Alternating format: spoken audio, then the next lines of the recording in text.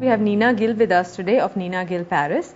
She's going to talk to us about how India can become a sourcing ground for luxury brands abroad. So Nina, can you tell us how you started out with Nina Gill Paris? I know you started... Well, it's a family business which have been in textiles for about 4 generations. And we went to Paris because the last end was working hand embroideries.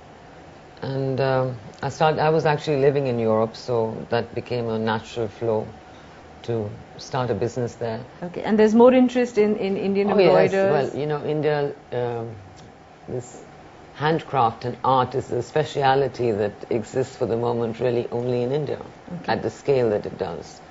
So in that sense, India has a very special niche segment in worldwide terms. Okay. I don't think they can go to too many places for handwork. China doesn't have any. We hear of something in Peru, but that's probably too far and not as much as we have in India. But their embroidery styles and the kind of embroidery that we do here, you know, the badla work, dabka work, you know, it's different. Well, they do some of that, but they do less of it because it's time consuming. And also they're having now less and less people who are interested in this field of being embroiderers. So most of those industries have really closed in Europe. And but the price is too expensive for them. Correct, but the styles in Europe and in Paris... Well, many times they would give their styles.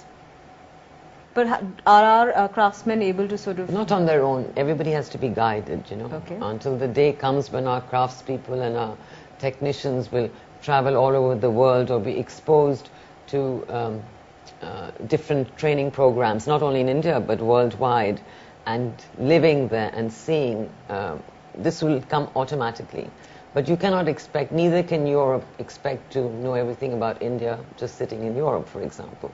That's why they come here, they're forced to come here, interact. They're willing to spend 10, 15 years.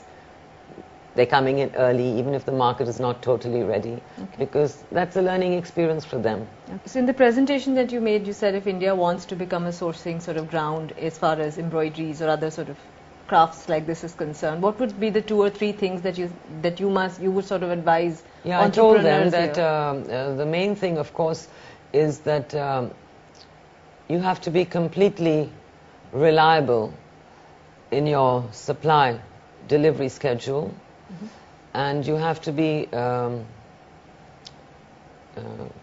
correct a bit in your price, and you have to really try and understand and know what they want.